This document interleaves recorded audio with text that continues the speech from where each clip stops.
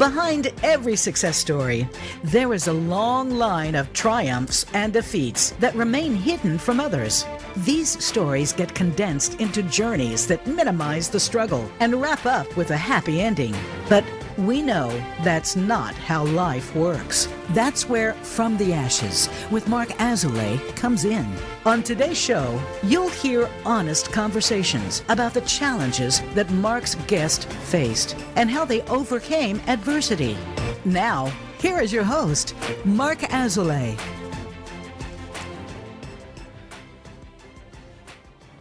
Welcome back to From the Ashes. I'm your host, Mark Azoulay, and I'm here with returning guest, Sura Hertzberg. So, Sura you were back on, I was just looking it up, on episode 14. Wow. We're on episode 49 now. Oh my goodness. And we talked about psychedelics, we talked about sexuality. We had a surprise call from one of our other dear friends, Jordan, who bombed our call. So I'm excited to have you back and to dive deeper into this topic. You wanted to come on and share a news story that you've read about recently. So I think we can just kick it off with that to spark our conversation. Okay, yeah. Well, first I want to say thanks for having me back. And that, yeah, I'm very interested in talking about psychedelics and sexuality from a few different perspectives. But one thing that we can't overlook is the potential for sexual abuse in a psychedelic scene. And, you know, before we get into the good, fun stuff that sexuality and the sexual healing that psychedelics can bring, you know, we have to make sure that there's safe spaces for folks to work in. So this week, or actually I think it was like 2 weeks ago, the New York Times put out a podcast called Cover Story Power Trip, and it is about sexual abuse in the psychedelic world. And yeah, you can go listen to it. A lot of folks are talking about it right now in this world, and it's a lot. There are, you know, big names and big organizations that are being I don't know, really like questioned about their sexual practices and about what they're doing in this psychedelic realm. And yeah, I think it's really important stuff to think about. How much more do you want me to say about it, Mark? Well, I want to say I think it's important, like you said, to see the shadow side of these things too. Mm-hmm. I mean, one thing that we have in our conversations is that when you do this type of work, it's like you're playing with fire, and it can be really powerful, and it can also burn people. Exactly. Yeah. Yeah, and I think that, you know, when folks are in vulnerable spaces and in altered states of consciousness, there's just a lot of potential for all sorts of abuse, and the kind of trope of the like shaman or the holy leader gets really muddied. And the reason they call it power trip is because, you know, it's about abuse of power in these psychedelic spaces. And, you know, like I said before, it's like this is something that's so important and prevalent and needs to be discussed. And yet, as they say in the podcast, like, the sensationalization around like this being everybody, and that like you're, you know, the sort of fear of like the Manson family thing happening again. I think a lot of folks want to like put a kibosh on psychedelic research and on the use of psychedelics because of the fear of sexual abuse and the fear of all sorts of power abuse. And you know, sort of, is there a way to hold the healing benefits and the tremendous potential that psychedelics have, not just in healing generally, but in sexual healing, in, you know, sexual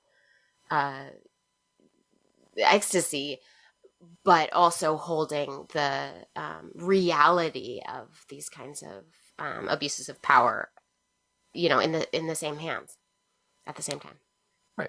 Yeah, what I hear you say is if we want this to become something that it enters the mainstream or is a treatment for pain or something to kind of unlock next levels of consciousness or help people become better versions of themselves, we have to look at the risks as well as the benefits. We have to take a real educated look at the full picture so that it can be applied strategically to people that matters, right? It can be effective. So can you share a little bit of the details of this case, of this news story, so people can jump right in?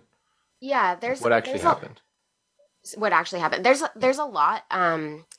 And like, I want to say that I'm not like a, super expert in this. I have also just listened to a podcast and then, been on a couple of calls and talks with other folks who are more involved in this scene. But like, sort of essentially there's a school called Consciousness Medicine that is run by two psychedelic teachers, and they've been training people for many, many, many years in the underground and leading workshops and psychedelic journeys. And both of them have been accused of sexual abuse of folks. People they have trained have been abused of, pretty serious sexual abuse and power abuse. And then a new case that came out actually pretty recently is around one of the MAPS, the Multidisciplinary Association for Psychedelic Studies. They're running like a lot of the trials right now on psychedelic research. And one of their MDMA PTSD trial participants was like also like long-term sexually abused by their therapist, one of their therapists from the MAPS trial. And then additionally, it's talking, it's looking at how the trial research is done, and it's looking at like how people are held afterwards. And particularly since these medicines and substances aren't legal, a lot of folks don't have access after the trial to these really beneficial, incredible, things that are helping them. And what is the ethics kind of around that? Yeah, that's really clear. I think that's a big question I'd never really thought of if someone, I guess admits, right, to engaging in an illegal thing or taking a illegal substance, do they have access to aftercare?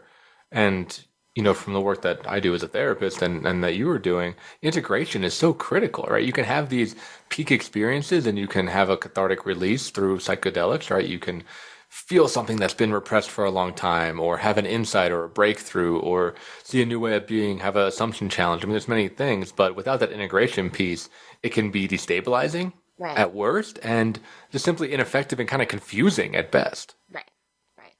Yeah, and I think that like the way that research trials generally are administered is pretty like depersonal and not humanistic. And so I think that question, especially when you're dealing with substances that are so deeply affecting people's psyches, what are the ethical, aftercare? What are the ethical integration practices that need to happen? And what's the conversation around that? And I mean, that's, an element of this. And then what are who are administering these substances, whether it's in legal drug trials or it's in, the underground? And how do you kind of monitor and make sure that people are really getting cared for and the care that they need instead of dropped, essentially? Yeah. Did you, see from the podcast or some of the research that you've been doing, is any of that in place? Is there any screening process for the practitioners in place for how do you become someone who can administer these things? Yeah. So, I mean, one thing, so this is also really interesting right now because Oregon, which is where I'm from, even though I'm living in California now, Oregon is like really the first on the cutting edge to creating the protocol to doing legal psilocybin journeys. And they're like in the process right now of figuring out what the legality, what the way, how they're going to ensure safety essentially and create licenses or I don't know, certifications or whatever to give to people so that they can be the ones to administer these trips. But as you know, Mark, like, I mean, licensure is also a whole bunch of like jarble and BS. I mean, it's real and it's important, but also like, is that really keeping people safe necessarily?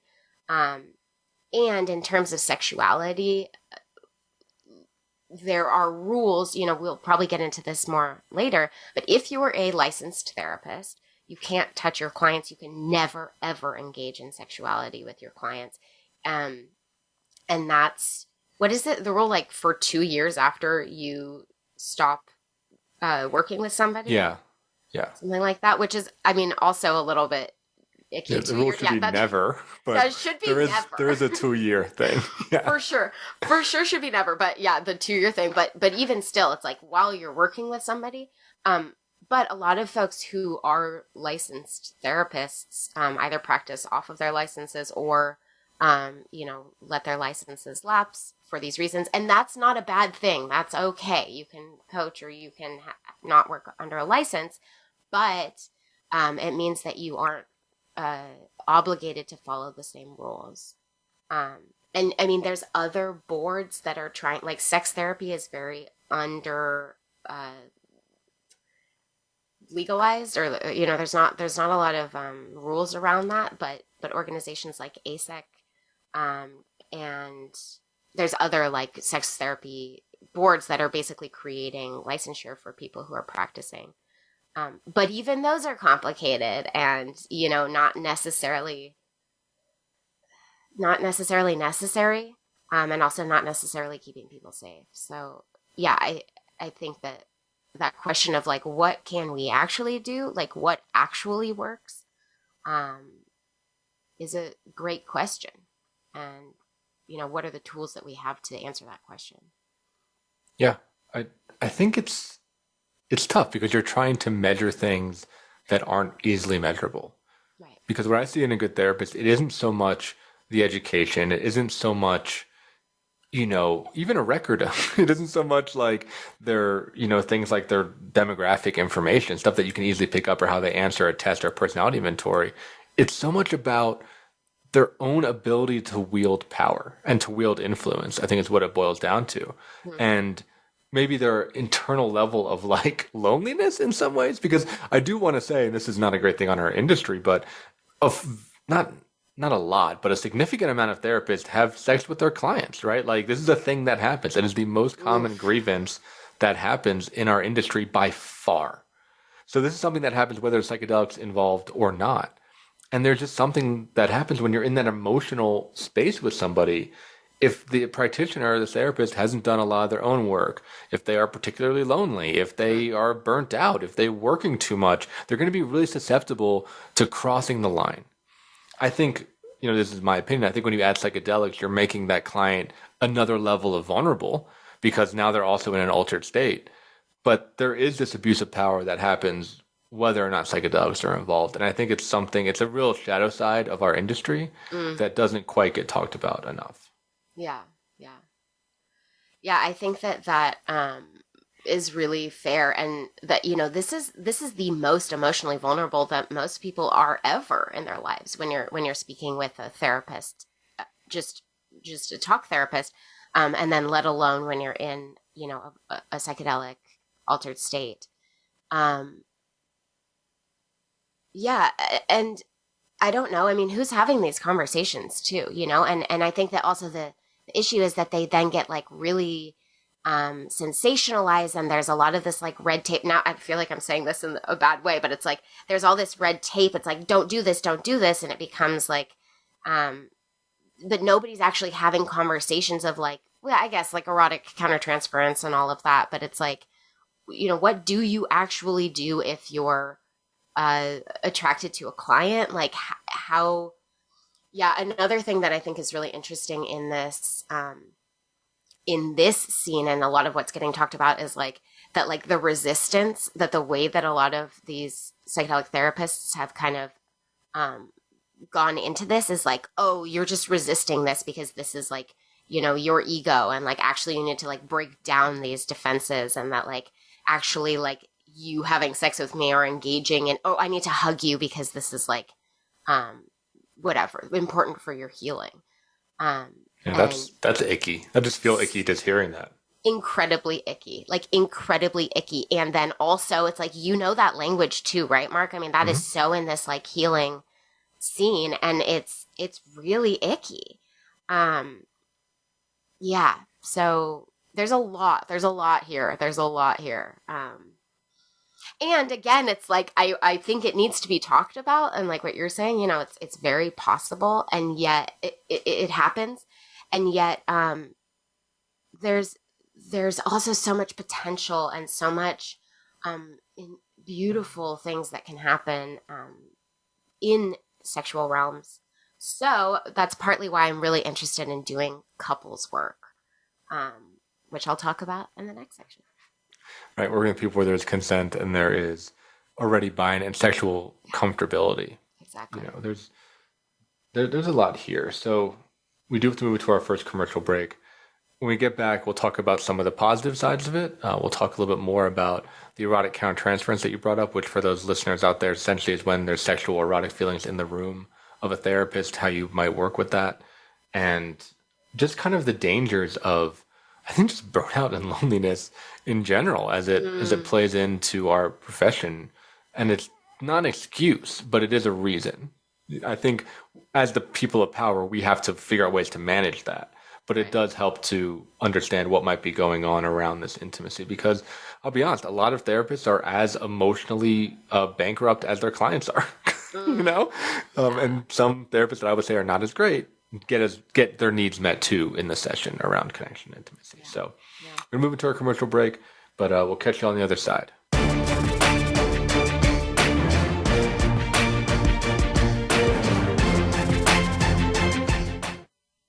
Become our friend on Facebook. Post your thoughts about our shows and network on our timeline. Visit facebook.com/Voice America. In Mark's work with high performers and business owners, it is becoming increasingly clear to him that their biggest obstacle to success is themselves. They are experts in their field, but are dragged down by their anxiety, poor time management, inability to focus, or self-sabotage. His role is to help you overcome these emotional and organizational issues so that you can truly excel in your business and your personal life. One of the most common hurdles that he sees is perfectionism, a crippling anxiety around performance. It's a fear of not being good enough, being publicly embarrassed, or of disappointing others. These fears paralyze brilliant people and bring them to their knees. This course will help you to break free from this mental prison and have more agency in your world. In this online course, we will break down the prison of perfectionism so that you can break out of it. For more information and to sign up, visit mark-azulay.teachable.com. That's Mark, MARC-Azulay, AZOULAY.teachable.com. Where can you listen to some of the world's top life coaches ready to dish out success tips and entrepreneurial guidance? The Voice America Empowerment Channel will do just that. Whether it's personal growth, building a better business, or inspirational life stories, make it a daily habit to tune into our programs. From weight loss and personal branding to law of attraction and increased happiness, you'll find it every day at VoiceAmericaEmpowerment.com. The Voice America Empowerment Channel. It's your world. Motivate, change, succeed. Our thoughts and feelings not only affect our own lives, but the lives of everyone around us. Find new meanings of love, authentic expressions, and better connections with the people in your life. Tune in to Love Light with Dr. Jean Marie Farish. This program will feature guests and discuss ideas that will bring a better life to you. When you find this perspective on love, it will change everything. Listen live every Friday at 12 noon Eastern Time and 9 a.m. Pacific Time on the Voice America Empowerment Channel. It's your world. Motivate, change, succeed. VoiceAmericaEmpowerment.com.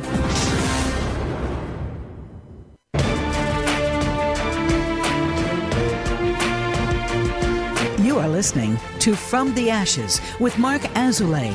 To reach the show today, please call 1-888-346-9141. That's 1-888-346-9141. Or send an email to podcast@mark-azoulay.com.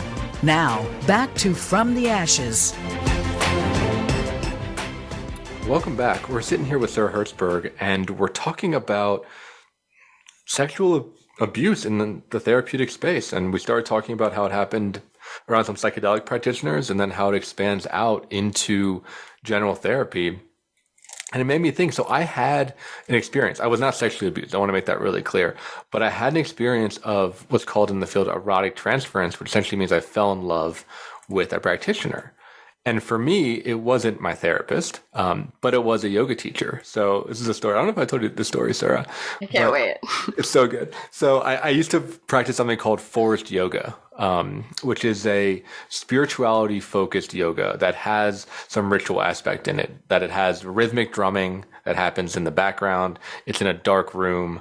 It lasts for 90 minutes, so it's a little bit longer than a typical yoga class. There's a lot of powerful breathing exercises that you do in the beginning of it that put you into a little bit of an altered state.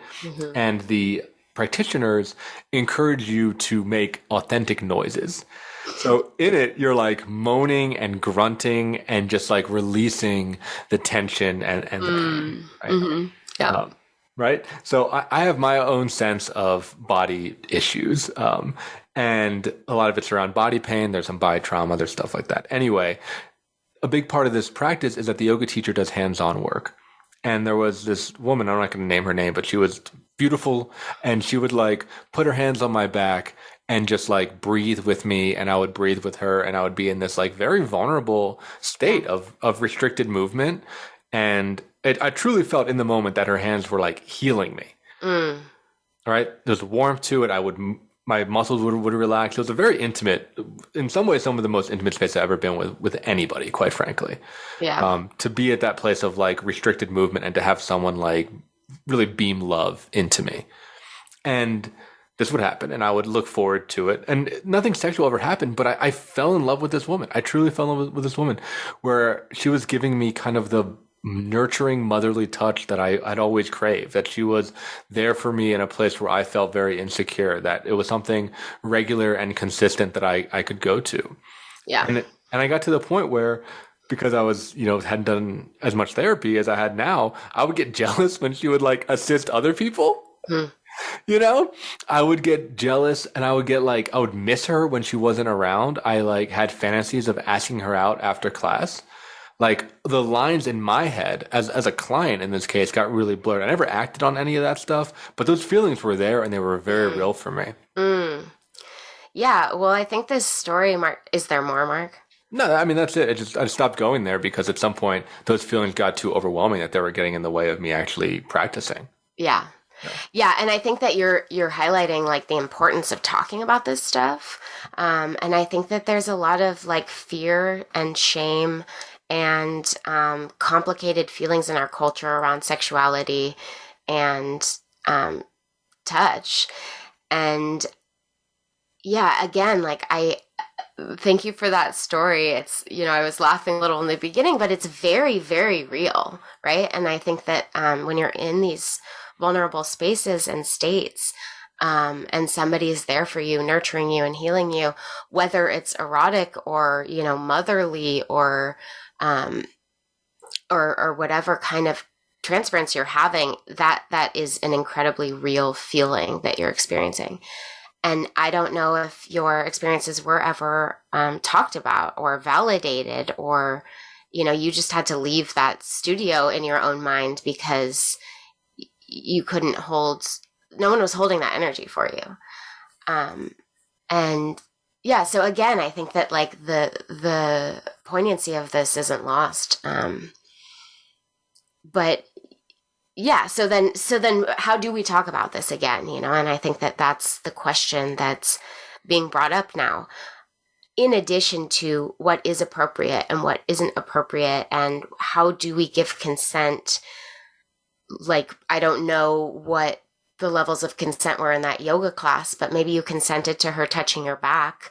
But you can't consent, like you said, to the sort of emotional outpourings that you have. And therapists, who are licensed are operating under a certain set of strictures. And yet, like, how can you ever consent to your therapist having erotic countertransference to you? Like, you don't know, that's not a thing. So I think that there's a lot of questions here, and we're dealing with such gray areas that it's really difficult to navigate with clear and simple rules. Yeah. And it's like, I don't even know if there are clear and simple rules, because back to what you're saying about consent, I didn't know I was going to have those feelings until I was in them. Right. And if someone told me, like, hey, don't fall in love with your yoga teacher, I'd be like, for sure. There's no way that's going to happen, right? I just don't, because I don't really know what I'm signing up for. Yeah. And I think when you go back to our original topic, which is psychedelics, they're so powerful and sometimes chaotic that it's unclear what's going to come up. You can't pre-describe what your trip is going to be. Once you take, the substance, you're just kind of along for the ride. Right. And then you get to this idea of, are you then what's called a protected class or a vulnerable population, where anything you say after that point is not consensual. Right. Because even if you check in during the moment, you're in a significantly altered state. So it gets very mucky around, is what you're saying true or real, or is it influenced by the state that you're in? Right. Well, and I think the opposite is true too, which is like, in non-altered states, like, you can give and take consent as you wish. Like, that is a part of consent culture, is like your no means no.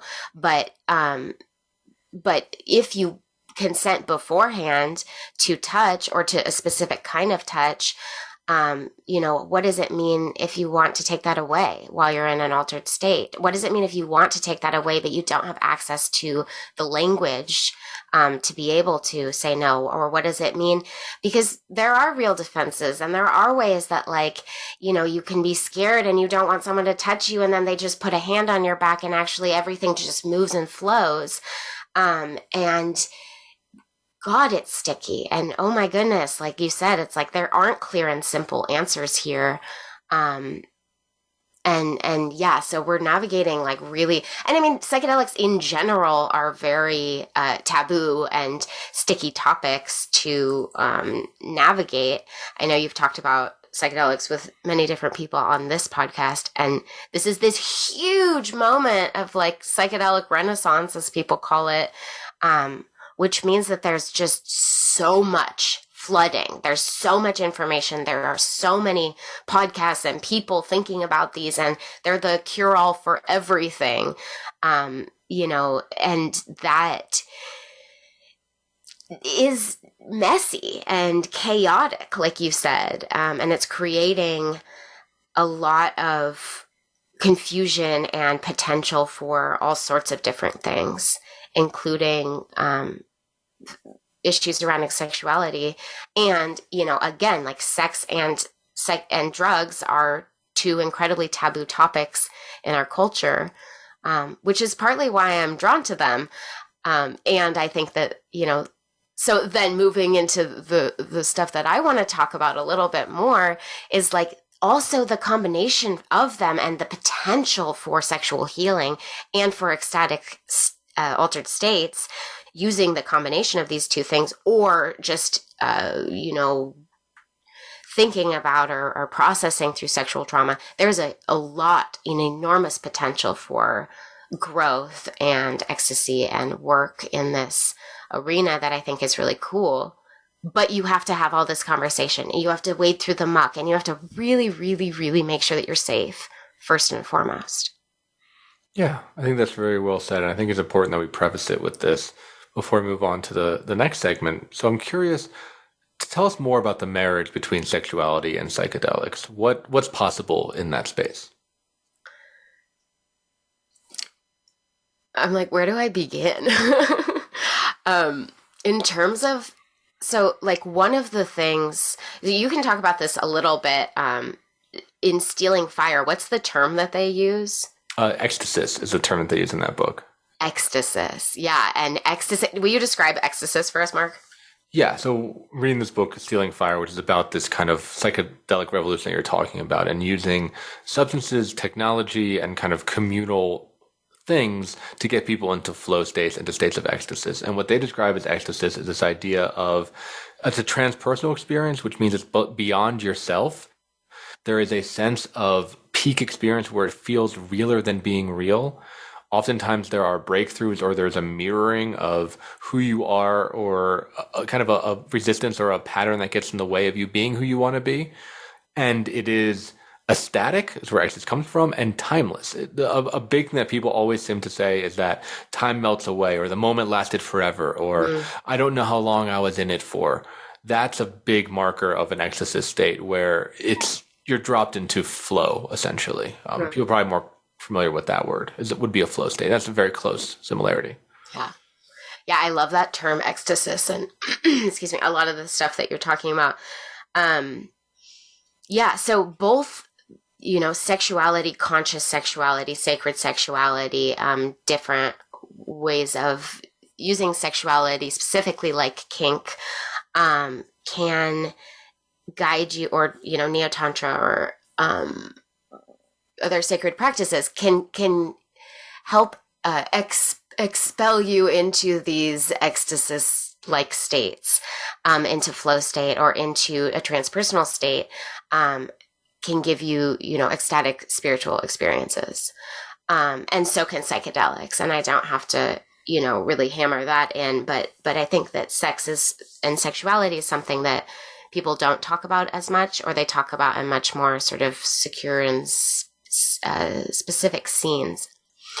And so naturally, these two things combined together can, just exponentiate the potential and the experience of these kinds of states.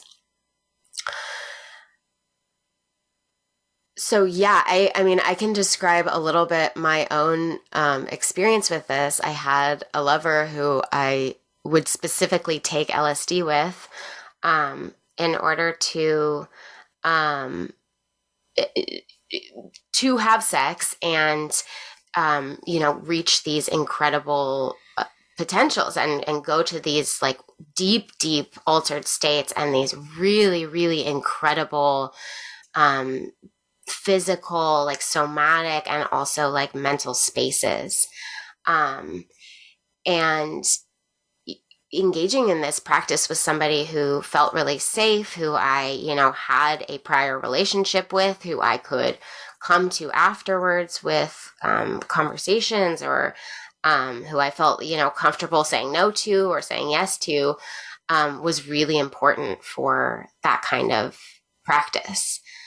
And I'm interested in, the potential. So that's like the actual somatic, like erotic experience. And I'm like, I don't even know if I have the language around it or enough words for it. But I will say something that we used to do a practice called steak and anal, where we would have sex on LSD for hours and hours, and then eat like a big fat steak afterwards. And it was this just like really hedonic, like intense, like most, like outrageous and very, very visceral experiences, all wrapped up in one. This was like in some ways also like a negotiation with the shadow, and kind of a like really like deepening into a sort of that realm of psychedelics. A lot of time we talk about like the nature walks and the like beauty and the looking at a sunrise and crying, and all of that is very, very true, and also exists. And it enhances these experiences that are, almost like I think about the body sometimes as this place of holiness and of grotesqueness, and it enhances those experiences. And there's huge potential, I think, for reaching just like out there states. Yeah, so I'm curious about what you pulled from those experiences, because we were talking before, the integration piece is critical. And I think it's critical for when I was experimenting. It's critical in my lens as a sober individual now of not chasing those peaks all the time, but actually having them integrate into your life. So I'm curious how it changed your sexuality, or how it, I don't know, what did it unlock in you, or what did you take from those cathartic experiences? Yeah. Well, so two things. One, I think, is like, I think there's like a sort of two components of like psychedelic experiences. One that can be healing. One is like the way that it changes your brain, and that you can unlock really like interesting and different ways of thinking about yourself, the world, these sort of like, oh my God, we're all love, like experiences that you just know and you just feel. So there's that. And then the other is the just like somatically different experiences that you can have. And LSD specifically is this really like buzzy, sensuous, it can be. And again, like also, we didn't give this disclaimer. I hope you've done this before, but like, this is not for everybody. And there should be stipulations on who engages in psychedelic practices, in terms of mental health, in terms of safety, blah, blah. We've talked about that. Not blah, blah, but there's a lot there. And so I think there's these two components, which is like, it can unlock the just like psychological beauty and processing. And for myself, that has transformed who I am. And I've been able in those spaces to really, really think about and process a lot of my own history, a lot of, my relationship with the world, a lot of like the sort of transpersonal stuff, which is like, and also like I'm also not an ego. I'm also like one. I'm also like this universal consciousness. And then on the other hand, this just purely like peak somatic experience. And I think that, the sort of steak and anal aspect, like that really was that. It's like, wow, this is just like something very, very special. And I think that like kind of chasing the dragon experience, or this kind of always wanting peak experiences, is a really important thing to talk about. And yeah, I would love to, share more and think about that a little bit more. Yeah. So we're going to move to our final commercial break here. I think that'll be a great topic to kick off our next segment on, is this idea of chasing the peak experience and how to integrate it and facilitate it, whether you're healing from trauma or something that you want to go from surviving to thriving and accentuate parts of your personality. So if you're enjoying the podcast, please give us a review, share it, do all the social things. And if not, we'll see you on the other side of the break.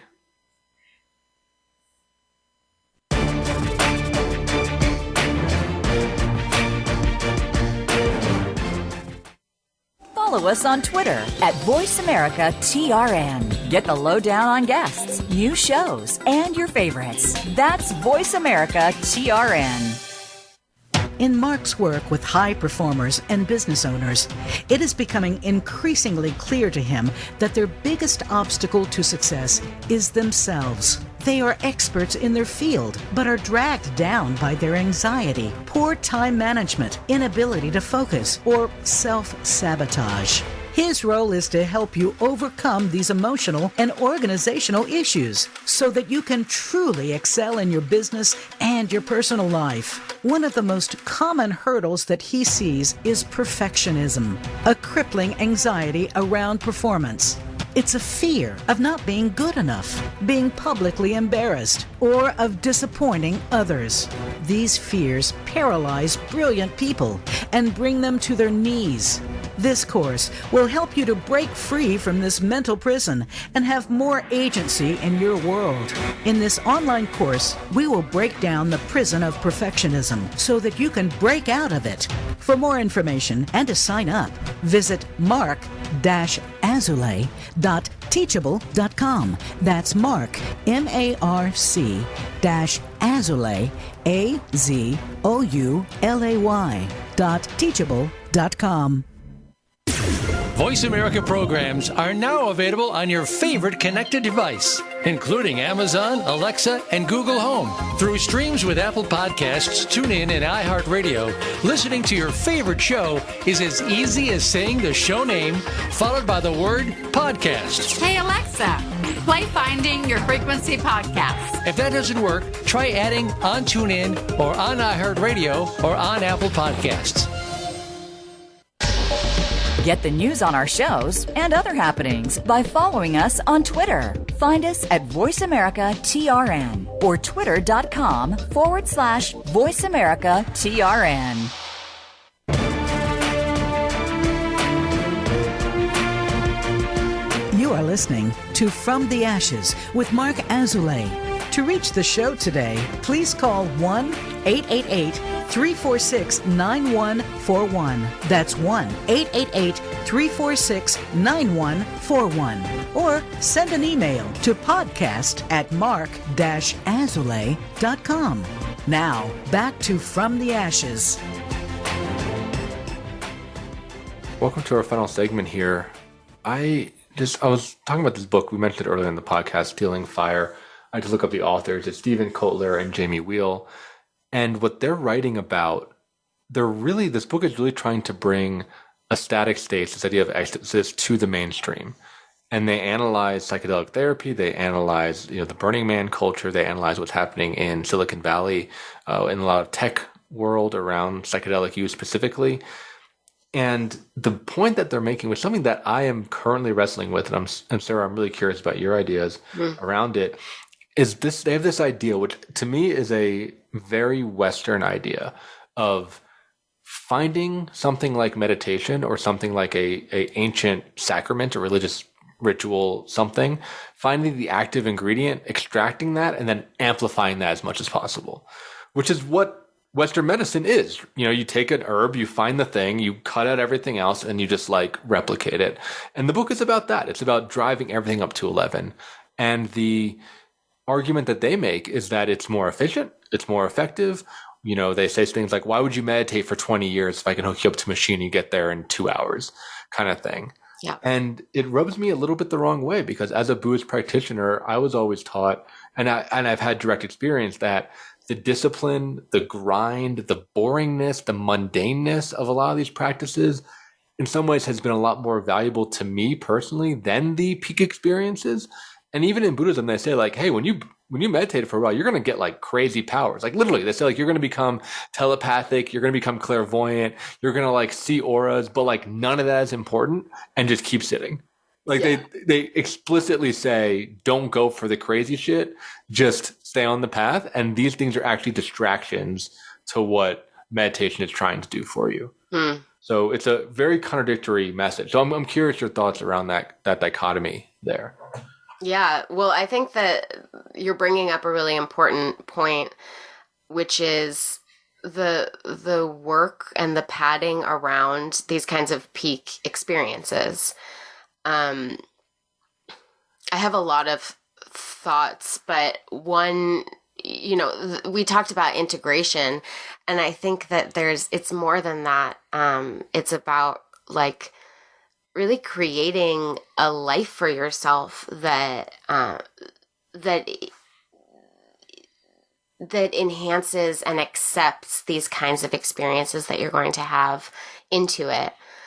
In terms of there's also this kind of my little part of me is yeah, but also the sort of masculinity of dedication and pain and needing to do things the hard way. And also what are you gaining from that? You're gaining discipline, you're gaining power in terms of business and monetary influence. You're, gaining a life that looks like what it's supposed to look like in the white capitalist hetero culture.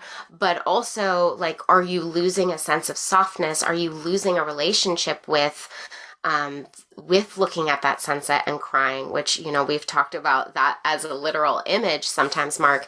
And I think that, we need the yin and the yang and the femininity and the masculinity. And so I very strongly believe that practicing, neo-tantra or sacred sexuality or breath work or, having some sort of practice around sexuality or, psychological integration, if we're talking about psychedelics, or nature or meditation, is incredibly important to then be able to have the impact of these peak experiences. And I said chasing the dragon last segment. And if you're just constantly going from peak experience to peak experience, but the rest of your life looks like you working the grind and sort of shutting that side of yourself off. And you can only access that when you're like at Burning Man or you're like at, this festival or this party. That's going to be difficult. And that's going to lead to a life that probably feels really compartmentalized and really, possibly even more painful. So part of that also, like thinking about the widespreadness of psychedelics in our culture, what we're looking at in the medicalization of psychedelics is this: take a pill and then go be a better slave for the economy. Or take a pill and then you'll feel better. And that I don't think is, that's definitely not the way that I see psychedelics as being effective. And that's not the world that I want to live in, really. Yeah, I think that tracks, because that's the pitch, right? The pitch is that it is a miracle drug, or that it will accelerate your growth, or it'll break through that final barrier. And I think in some ways, yes, but without trying to live it on a daily basis, there's a lot of misery. And quite frankly, a lot of the people that I know that are in the psychedelic space are in that category that you really talked about, that they only feel it when they're at a party, or they only feel it when they do their one trip a year, or when they go to Burning Man. And there seems to be some sort of barrier towards integration, or barrier towards making meaningful change in their life. They're kind of stuck in this thing where it's like, I'm going to tighten up and clench up and just wait till the next time I can let loose. So I'm curious, from your perspective or your experience being in this space, what is that barrier? What gets in the way of people enacting some of these insights that you can get while on psychedelics? Like you said, the oneness, the appreciation for beauty, the challenging of assumptions, the breaking down of ego. What do you think gets in people's ways from living it out in their life? We don't live in a culture that's very conducive with that kind of energy and thought process. We are incredibly isolated from one another on purpose. And if you kind of live that way or bring that energy into your life, it's probably going to be rejected 90% of the time. And that's incredibly painful. It's really hard to be so open and vulnerable. It's hard to live, as a compassionate being in the world and smile at your neighbors. And, in a big city, you're just like breathing in toxins and like walking on concrete all day. That being said, like, I don't think that it's impossible to integrate these things, but I don't think that I think there's specific communities around this, but in some ways, psychedelic headspace is so contradictory to baseline consciousness and baseline reality, and ecstasy spaces, not just psychedelics, but that they really live in different worlds from one another. And the people that I think are doing this the best in some ways do compartmentalize their lives, or actually, to be fair, I think a lot of the folks that are living this are doing this in all realms of their life, right? So, there's people that I know who are making their livings, who are doing this work as psychedelic practitioners, or as healers is such a taboo word, but as people who are giving this experience to others. And yet then it's still creating this top-down and hierarchical relationship, and it's still feeding back into capitalism, and I don't know how we get off the roller coaster, the merry-go-round. Yeah, I guess without like total cultural revolution, if that's the angle that we're looking at it through, you need that. But I do think, at least from my own personal experience, because it's tough, right? Like I want to be the one that argues for the long, boring path, because by and large that does help. However, I've experimented with psychedelics, so I've seen glimpses of that space. I've spent a lot of time in that space, quite frankly, certainly when I was younger, and that helped motivated me to do that harder path. But I try to take that stuff out. I don't know. I mean, I try to be out there, live without shame, try to be honest, try to talk to people. It's hard, but for me, it's taken ongoing therapy, ongoing groups, ongoing practice. It's a constant practice, but I think it's what you were referencing earlier, to try to continuously open up and bring what can be possible into the real world. Yeah. I wish there was more support for that, I guess.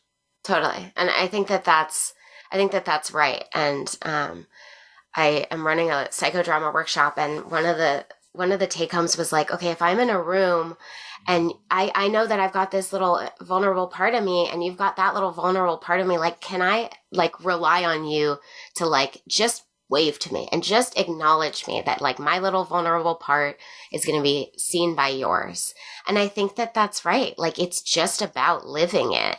And it's really hard, you know, it's hard to feel rejected by your neighbors when you wave at them. And it's hard to live in these concrete jungles day after day. And yet here we are. This is the existence we have. And how can we just bring a little bit of that, you know, compassion to ourselves, knowing that my day is better if I walk through the streets with love and compassion. And if I can be, you know, a little open-hearted, a little bit more caring and loving, I can bring that to the next person, and they can bring that to the next person. And we can do that in our work, Mark, and, you know, listeners. We can do that in our houses. We can do that, you know, in the streets where we walk. And I think that's maybe a take-home message, is just live your life with a little more love than you have, you know, today. Yeah, that's a great way to wrap it up. So, Sura, thanks again for being on the show. These always go by fast with you. I feel like we could talk forever, and we Honestly, do talk forever. So, I know. You know, just hearing a little bit of our conversation. As we're wrapping up here, can you let people know where they might find you if they want to learn more about you and the work that you do? Yes, you can find me at my website, Sura Hertzberg, SuraHertzberg.com. And you can find all sorts of information about me on there. And just, shout out to this person who's doing some sensuality and psychedelics workshops and work. Their handle is the sacred.alchemist, and I think they're doing really interesting stuff. So just shout out to them as an expert in this field. Very cool. Well, thanks again for joining us, and I'm sure you'll be back again for another episode. Absolutely. If you'll have me. You're always welcome. So thanks for tuning in to this episode of From the Ashes. Again, if you like this and you feel like this message needs to get out there, share it, give us an Apple review, do all the social media stuff. It really helps to grow our audience. Thank you much for tuning in, and we'll see you next week.